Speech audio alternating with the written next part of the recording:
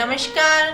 देश के जवान जो सीमा पर डटे हैं या जिन्होंने देश के लिए अपने प्राण न्यौछावर कर दिए, उनके लिए बस सबसे बड़ी सेवा व श्रद्धांजलि है उनके राष्ट्र निर्माण में योगदान को याद रखना।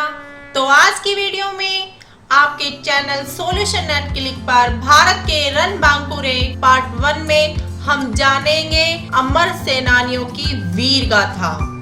ब्रिगेडियर मोहम्मद उस्मान। उत्तर प्रदेश के बीबीपुर में जन्मे मोहम्मद उस्मान 1934 में भारतीय सेना में शामिल हुए।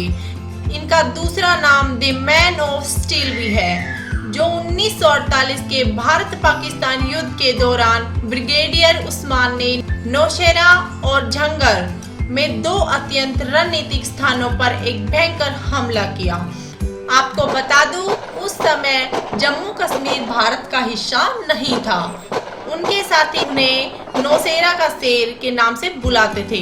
विभाजन के समय उन्हें पाकिस्तानी सेना का प्रमुख बनने का प्रस्ताव दिया गया था। तो यहीं से आप समझ सकते हैं कितने वीर थे हमारे मोहम्मद उस्मान। लेकिन उन्होंने भारत में रहने का विकल्प चुना। उन्होंने पाकिस्तान के बलूच रेजिमेंट को छोड़ दिया और उन्हें भारत में डोगरा रेजिमेंट में शामिल किया गया। नौशेरा की लड़ाई के बाद जहां पाकिस्तानियों को भारी नुकसान उठाना पड़ा, वहीं देश जिसने उन्हें सेना प्रमुख बनने के लिए उकसाया था, अब उसके सिर पर 50,000 रुपए की पुरस्कार राशि रखी। उसी देश ने भारतीय सेना के इस महान वीर अधिकारी का 3 जुलाई 1948 को झंगर में लड़ते हुए निधन हो गया। उनके अंतिम शब्द थे, I am dying but let not the territory we were fighting for fall to the enemy.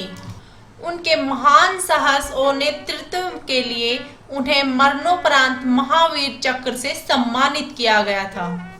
हमारे दूसरे वीर जवान हैं राइफलमैन जसवंत सिंह रावत। इस बहादुर आदमी की कहानी कहने के लिए शब्द कम पड़ जाते हैं। 1962 के भारत चीन युद्ध के एक नायक, चौथे गढ़वाल राइफल्स इन्फेंट्री रेजिमेंट के राइफलमैन जसवंत सिंह रावत भारतीय सेना के इतिहास में एकमात्र सैनिक है जो अपनी मृत्यु के बाद रैंक के माध्यम से बढ़ गए थे। उनकी मृत्यु के 40 साल बाद उन्हें मेजर जनरल के पद पर पदोन्नत किया गया था और अब भी माना जाता है कि वे चीन के साथ भारत की पूर्वी सीमाओं की रक्षा करने वाले सैनिकों की कमान संभाल रहे हैं। अब इनकी वीर गाथा 1962 की सुन लीजिए। 1962 के युद्ध के दौरान सैनिकों को नूरनाग की लड़ाई में चीनी के खिलाफ भारी हताहतों के कारण जल्द से जल्द अपनी पोस्ट खाली करने का आदेश दिया गया था, लेकिन जसवंत ने अपना पद नहीं छोड़ा और दूसरे सैनिकों के चले जाने के बाद भी लड़ाई जारी रखी। रावत को सेला और नूरा नाम की 2 मोनपा आदिवासी लड़कियों ने मदद की थी। इन तीनों ने अलग अलग जगहों पर हथियार स्थापित किए और फायरिंग जारी रखी, जिससे चीन को विश्वास हो गया कि वे एक बड़ी बटालियन का सामना कर रहे हैं। रावत 3 दिनों तक उन्हें मूर्ख बनाने में सफल रहे, लेकिन चीनी सेना को एक ऐसे व्यक्ति के माध्यम से पता चला जो रावत और 2 लड़कियों को राशन की आपूर्ति करता था।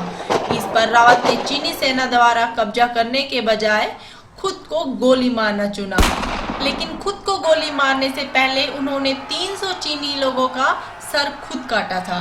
चीनी इस बात पर इतने उग्र थे कि इस समय एक ही सैनिक से लड़ रहे थे कि उन्होंने रावत का सिर काट दिया और उसे वापस चीन ले गए। उन्होंने चीनी सैनिकों को वापस खदेड़ने के लिए जिस पोस्ट पर लड़ाई लड़ी, उसका नाम बदलकर जसवंतगढ़ रखा गया। उनका एक छोटा मंदिर भी युद्ध स्थल पर बनाया गया है। राइफलमैन जसवंत सिंह रावत को मरणोपरांत महावीर चक्र से सम्मानित किया गया था। धन्य है भारत माता के ऐसे वीर सपूत। तीसरे वीर जवान सेकंड लेफ्टिनेंट अरुण खेत्रपाल। पुणे में जन्मे 17 पूना हार्स रेजिमेंट के द्वितीय लेफ्टिनेंट अरुण खेत्रपाल एक बहादुर ऑफिसर थे। 21 साल की उम्र में देश के लिए लड़ते हुए वो शहीद हो गए। खेत्रपाल ने महान शौर्य का परिचय दिया। दिसंबर 1971 में सकरगढ़ सेक्टर में पाकिस्तानी सेना की टैंक रेजिमेंट ने जारपाल पर पलटवार किया। जो कि ताकतवर व उस समय वहां डटी भारतीय सेना से बेहतर था। हालांकि खेतरपाल एक अलग स्क्वाड्रन में थे, वह मदद करने के लिए दौड़े। पाकिस्तानी पैदल सेना और हथियारों पर उन्होंने अपने टैंक से भयानक हमला कर दिया। जब उनके कमांडर शहीद हो गए तब भी खेतरपाल दुश्मन पर लगातार हमले करते रहे। उनके पराक्रम को देखकर पाकिस्तानी टैंक वापस लौटने लगे। वापस लौटते टैंकों में से एक को नष्ट करने में भी वह कामयाब रहे, लेकिन पाकिस्तान ने दूसरे हमले के लिए तैयारी की। इस बार उन्होंने खेतरपाल के कब्जे वाले सेक्टर को निशाना बनाया। हमला गंभीर और तेज था। खेतरपाल घायल हो गए, लेकिन दुश्मन के 10 टैंकों को मारने में सफल रहे। उसे अपने टैंक को छोड़ने के लिए कहा गया था, लेकिन उनको एहसास हुआ कि अगर उन्होंने इसे छोड़ दिया तो दुश्मन को मौका मिल जाएगा। उन्होंने हिम्मत से मुकाबला किया और दुश्मन के एक और टैंक को नष्ट कर दिया, लेकिन फिर उनके अपने टैंक पर गोला पड़ा, जिसके परिणाम स्वरूप यह वीर शहीद हो गए। जहां उनके बहादुर कार्यों ने सेना के सबसे बड़े युद्ध मेडल परमवीर चक्र से सम्मानित किया गया। भारत माता के चौथे वीर जवान मेजर जनरल इयान कार्डोजो, जिनके नाम पर कई उपलब्धियां हैं, उन्हें हमेशा पाकिस्तान के साथ 1971 के युद्ध में अपने असीम साहस के लिए जाना जाएगा। वह उस समय 5 गोरखा राइफल्स के साथ एक युवा अधिकारी थे। युद्ध के दौरान उन्होंने एक बारूदी सुरंग पर कदम रखा और उनका पैर गंभीर रूप से घायल हो गया। जब डॉक्टर भी उनका पैर नहीं काट पाए तो कार्डोजो ने एक खुकरी मांगा और खुद का पैर काट लिया और कहा, अब जाकर इसे दफना दो। इस घटना ने कार्डोजो को अपने देश की सेवा करने के लिए जाने से नहीं रोका। सरासर इच्छा शक्ति और दृढ़ संकल्प के माध्यम से उन्होंने एक सैनिक के रूप में अपने कर्तव्यों का पालन करना जारी रखा और एक इन्फेंट्री बटालियन और ब्रिगेड की कमान संभालने वाले भारतीय सेना में पहले विकलांग अधिकारी बन गए।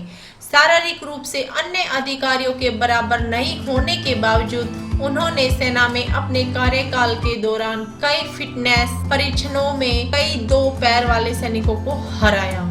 तो वीर गाथा से भरी हुई इस वीडियो को मैं यहीं पर समाप्त करती हूँ। अगले वीडियो में जानेंगे कैप्टन विक्रम बत्रा, सूबेदार मेजर योगेंद्र यादव, नायक JN Singh, field marshal Manek Shah, major Somnath Sharma की वीर गाथाओं के बारे में। मुझे पूर्ण विश्वास है कि आज की वीडियो आप लोगों को बहुत पसंद आई होगी।